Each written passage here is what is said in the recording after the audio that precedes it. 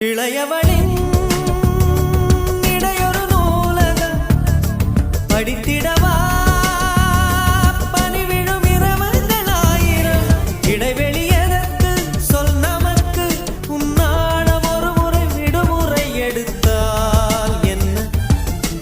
என்னை தீண்டக்கூடாதென வானோடு சொல்லாது வங்கக்கடல் என்னை ஏந்தக்கூடாதென கையோடு சொல்லாது புல்லாங்குழல் நீ தொட்டா